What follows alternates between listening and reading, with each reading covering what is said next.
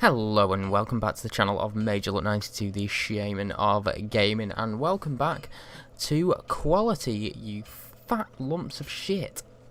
Basically, I've had a little bit of a break from this series and from uploading videos in general. Pretty much the reason why I've had a break from creating these videos and this series in particular is because I've played a hell of a lot of this game recently, and it is easy to get burnt out on it, and you can only have a certain amount of Dark Souls, incoming. But I'm fully prepared to carry on with my quality playthrough right now. So before I do anything, before I actually progress, I just want to touch on some things that I've done since the last time I uploaded this video series. The things that I've actually done in the game. So as you can see, I've got a hell of a lot of souls at this point in the game, and that's because I've just done a lot of farming dark rays for chunks, and I have now got a plus 14, wherever it is, a plus 14 pike, which was something that I really was interested in upgrading, so I've gone down that route. I can only wield it with two hands at the moment. I need 4 more strength, which I could actually do now, because I'm surely got enough souls to do that. Yep. I can level up a hell of a lot. So that is exactly and precisely what I'm going to do. I was doing faith a little bit on this character, but I'm not 100% sure whether I'm going to carry on with that now. I'm really confused. Let's just bump those up to 25. That'll do for now. Yeah, so I've got a plus 14 pike. I have never really used this. I'm pretty sure I'm fat rolling. Yeah. So what I'm going to do is I'm going to throw Havels on, and I should be mid-rolling. Yep. Right. So it is Sen's Fortress we go. Another cheeky little wave, and off we go. I'm going to attempt to pick up everything in Sen's Fortress that I can. Well, not everything that I can. I'm literally going to try and pick up everything. I'm quite a big fan of Sen's Fortress. I think that, if once you know what you're doing, the beginning of this game, you can easily go through it without dying. I mean, this obviously you can go through the whole game without dying, but especially the beginning, it's pretty much foolproof. I mean, I did die, twice in one video, but since then I haven't died. But Sen's Fortress, things can go wrong very, very easily. So it's the first sort of, improvement on the difficulty. And yeah, as I say, anything can go wrong, especially when you haven't got full mobility with the boulders and all that kind of shit. So yeah, it's probably one of my favoured areas in the game. But we're just gonna rove through this. Quality build, I've not really touched on this so far, and in this video as well, as I promised, a little bit late, I got partial. Yeah, as I mentioned earlier on in the series, it's pretty pokey this. I wanted to sort of touch on Dark Souls 2 a little bit. I'll probably do that for the first time in this video, but first of all, let's talk about quality builds a little bit. I'm glad that I have actually got a bit of dex on this character, because I've recently done a playthrough. Ooh, we did that pretty quickly. I've recently done a strength playthrough using all types of different weapons, and I was really missing out on using a bow. Really, there were so many different times where I really could have done with having the use of a bow. And with dex, obviously you get that luxury, so I'm pretty glad about that. And in fact, have I actually got... No, I haven't. I meant to pick up a composite bow, but I haven't done that yet, so I'll probably do that off camera. Make sure that you don't have to watch me go all the way through New Londo just to pick up a weapon. Love doing that. But yeah, but as I said, in this video I'm actually going to touch on Dark Souls 2 a little bit, because I haven't really made any videos talking about it, and obviously this game has turned out to be one of my favourite games literally of all time, so it'd be stupid of me not to actually touch on Dark Souls 2 at some point. So that's what I'm gonna do. Basically, I'll just touch on some things that I think it would be great if they added, but you know, it's pretty obvious that they haven't added. For example, in the trailer, I do not want to fight you here. In the trailer, there's a boss that it shows, or I'm guessing that it's a boss. That sort of is using a shield with like a mirror on it. And I noticed that in that part of the video, during that fight, it looks like it's actually raining. And this might not seem like a big deal, but what I'm actually going to say about that is, you know, a bit of a big deal. I actually want to talk to Sigmire, so I'm going to actually drop off the edge, get the shot on, move on about my day. I always forget whereabouts it is. There we go. Yeah, that doesn't seem like much of a big deal, but what I'm going to say about it is a big deal. Basically, what I'd love to see them do, and I'm pretty sure that, you know, they haven't done this on Dark Souls 2, but maybe some future game, to have, like, you know, incrementing weather that actually changes, you know, i.e. like sort of Skyrim does. Oh, I didn't expect you to come all the way over here. You know, like other games do. But it actually affects the way sort of enemies react to you. So say if there's a boss that's sort of on like a sort of cliff type environment, or you know, like a sort of rocky sort of fight area. Well, if, you know, say for example it's snowing during the fight, maybe the boss will, you know, slip a little bit, or you know, maybe get stuck in the snow a little bit and give you an extra chance to attack. And obviously, because since that whole thing about them thinking about putting, you know, some sort of easy mode in, which, you know, we're pretty much positive that they're not going to do, you know, people have been sort of coming up with ways that you could make the game slightly easier, and that's the kind of thing that would be really interesting even to a hardcore player. But it would make the game a little bit easier for somebody who isn't a hardcore player. I think that's a really interesting idea. You know, having weather that actually changes the environment and the way that bosses and enemies actually move, and, you know, possibly gives you more chances to hit them. You know, things like that. I think that would be a really, really interesting thing. You know, some people might think that's just the most ridiculous thing in the world, but I don't know, I think that's a pretty good idea. I think that'd be really interesting. It'd add something more to the game, because I mean, you know, there isn't any point in this game where the weather changes at all, so personally I think that's a pretty good shout. Oh yeah, I forgot, I want to go and get the covetous gold serpent ring as well. It's pretty, as I mentioned in some of the other videos, the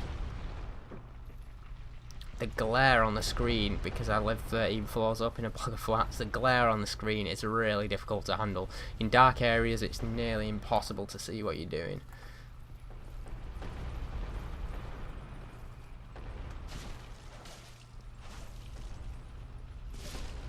You dead. And is it the lightning spear? I'm going to get the covetous gold serpent ring before we even think about doing anything else. And the hole hasn't even fucking filled up yet.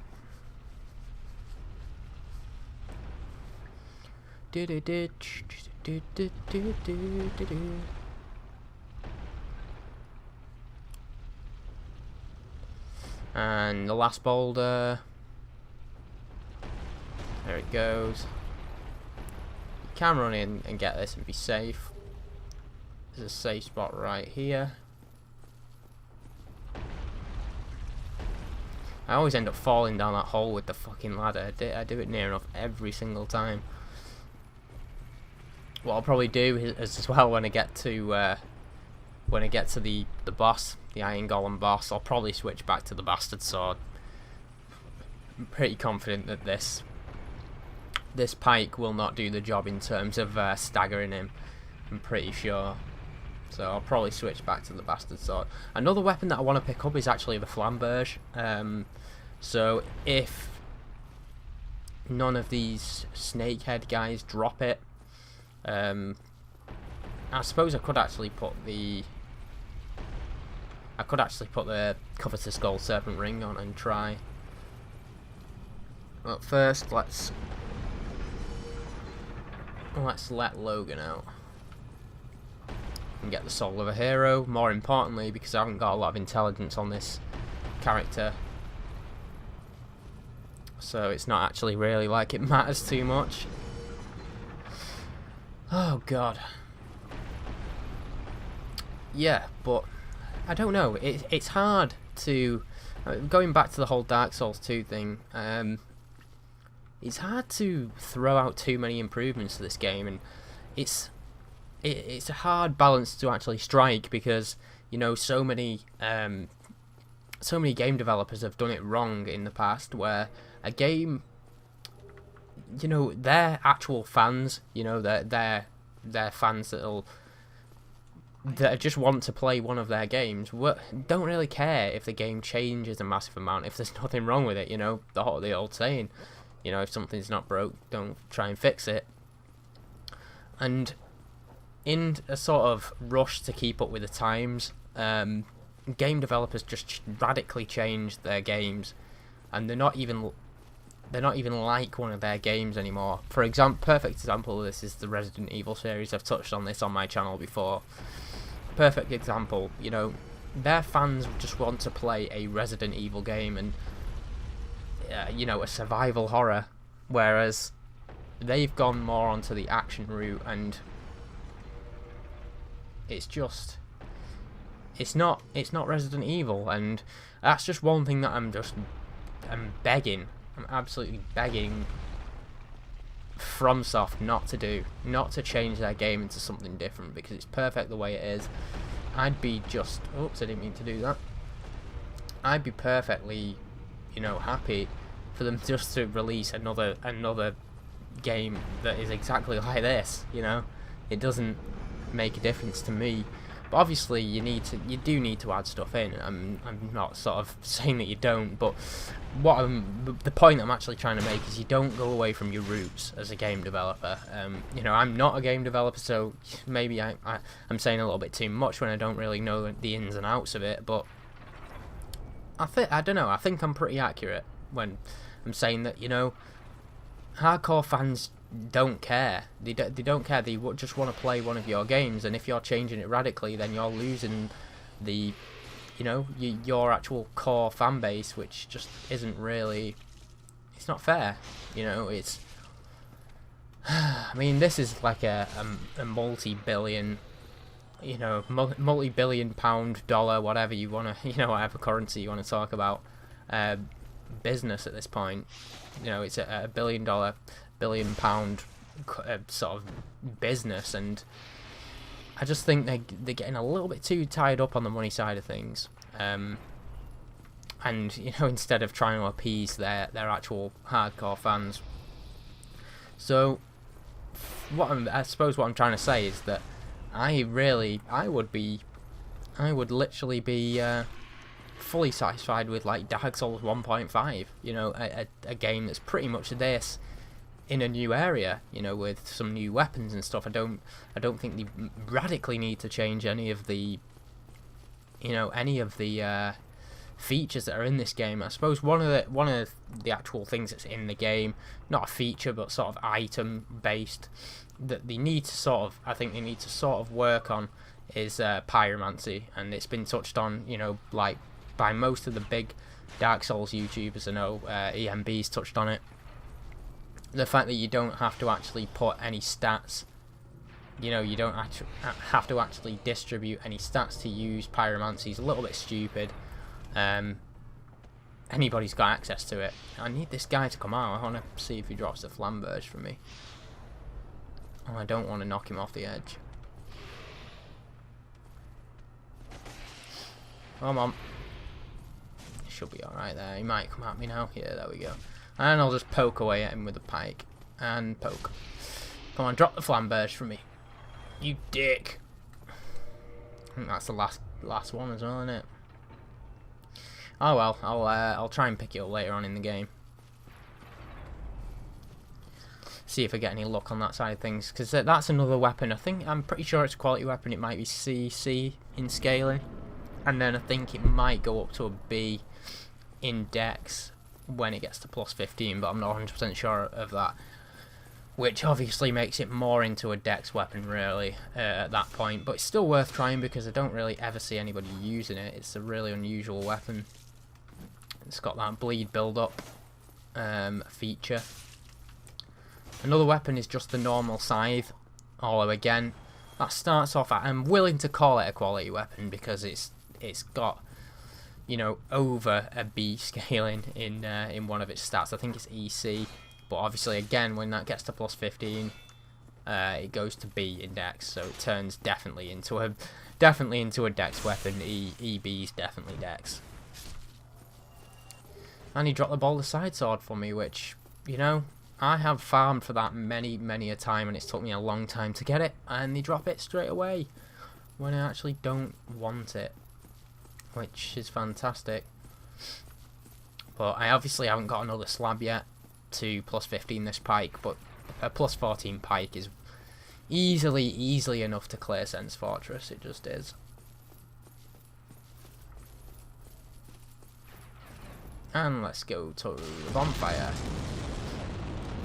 I always think when I'm dropping off there, it's like, yeah, you have to be careful in that situation. If you land on that bonfire and it goes up your ring, it's game over, son. Game over.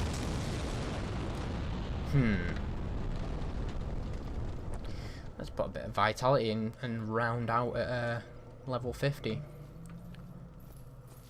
I didn't realise I'd actually be able to level up so many times, but it's all good, baby.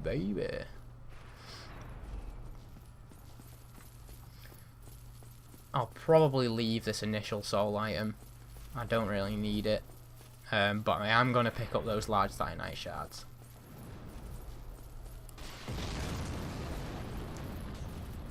Because I do need them if I'm going to be testing out more quality weapons. As I was mentioning about my strength build recently, I've literally finished the game on my first playthrough on that build yesterday. I did so much farming, I ended up with like 6 slabs over one playthrough, which is insane. That's actually a double hit attack, that, but I didn't actually connect with both, so that is what happened there.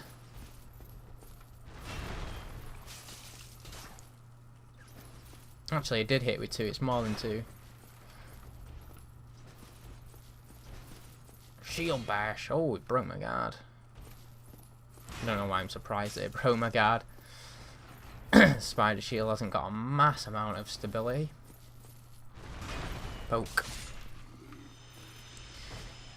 I do like, I think spears, this is another hard balance to be struck, because maybe, I suppose one thing they could touch on in Dark Souls 2 is weapon balance. I think the weapons are a little bit unbalanced. Again, I've heard a lot of Dark Souls YouTubers touch on this, the fact that weapons like this guy uses, Ricard's rapier, that specialise in critical attacks, actually don't do massively more damage on criticals than, you know, like a heavy weapon with high base damage does. Which I think this is something that they have got to touch on, and it's like spears. Spears are a really odd entity because, and sort of, you know, sort of thrusting swords like the rapiers and the S-stock and things like that are really odd entities, because on one hand they are useful for new players because you can use them in safety, you can use them from, you know, behind a shield, you can just poke away, and especially this has got an insane amount of range. You know, that's on one hand, you can use them in safety, so new players, you know, naturally are going to like that because they can stay safe, they can just hide and turtle behind the shield. But on the other hand, they don't do a lot of damage, and it's more of a specialty thing to actually be able to use them properly. So whether they are good for new players or not is really, it's hard to say actually. It is hard to say. And another thing I'm going to do is I'm going to make this jump and roll straight. Oh fucking hell, I only just managed to survive that encounter. I'm going to go and get the cage key so I can unlock the shortcut. Because depending on how long this episode goes, this might take me the full half an hour. So what I'll probably do is, instead of going straight onto Anorlondo, I'll probably go and do some more farming. Because I've got the covetous gold serpent ring now, I should be able to get a slab drop from the wraiths. So I'll probably go and do some more farming. Just get a mass amount of souls and chunks, and you know, and see where we go from there. Yeah, this episode probably will take the full, I think it probably will take the full half an hour, because we've still got a little bit of the actual fortress to climb up, and then we've got the boss. I mean, the boss is incredibly easy, but yeah, that's probably what I'll do. I'll probably cut the episode off at the top after I hopefully beat Iron Golem without any stumbles, and then I'll go back and do some farming after I've unlocked the cage shortcut. Let's talk to this guy. Move. What can we get from him?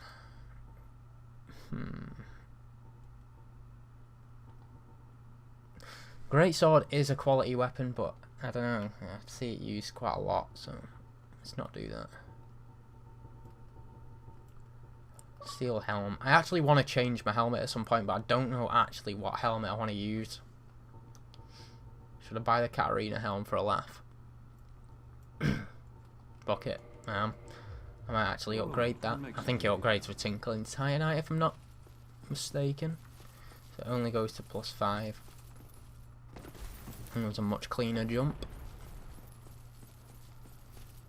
In the interest of time as well, I probably will summon Tarkus for this fight. It just makes it really, it makes it pretty funny anyway, pretty entertaining. I'll try and make him fall. Fucking hell, I didn't have my one eye on my stamina there. Are you trying to heal? I don't think so. And he's dropped a tiny shard. That's useful. I probably will switch back to the bastard sword, just in the interest of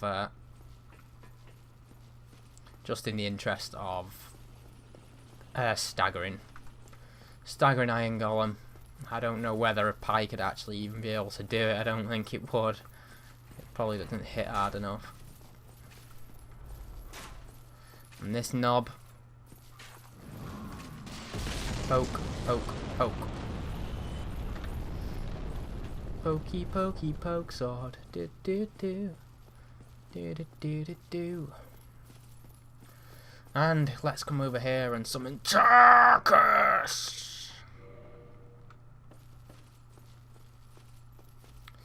And go and take out this dick. And there's the boss we are about to fight. I haven't got the binoculars. If I did, I would zoom in around his face. Go and take care of the knobhead on top of the roof before we do anything else. Come on, Tarkus. I know you're a little bit overweight, mate, but come on. Will I actually be fat rolling? No, that's good. Wolfring's use. I nearly said useless. Useful. Oh, he's doing his hissy fit straight off. I actually got hit, but never mind. Should be able to kill him. And Tarkus, if he hits him. Tarkus just does one little thrusting attack. Must have the Leo ring on. Move, you fat bastard. Blocking my Titanite junk. Tarkus is trolling me. There we go. No, we need to go back down that way now. There we go. Don't know whether to put power within on. Probably not even worth it. Let's go.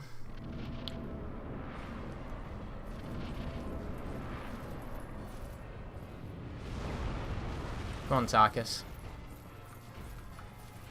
No, not back this way. There. Moron. That big metal fucking giant. Get him. Watch him get himself grabbed. Look at him hacking away. He's gonna get himself grabbed. There we go. Watch him throw him off the edge. Oh no, he survived it. All good. Baby, baby.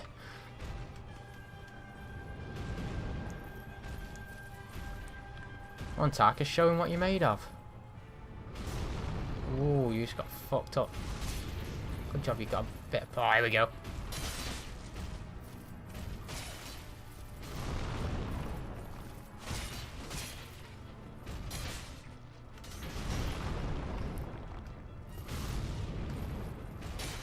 Oh, he's wobbling. If he falls, he's gonna go. Oh, he just about landed on the edge. One more step backwards and he was gone. Well, all I've got to do is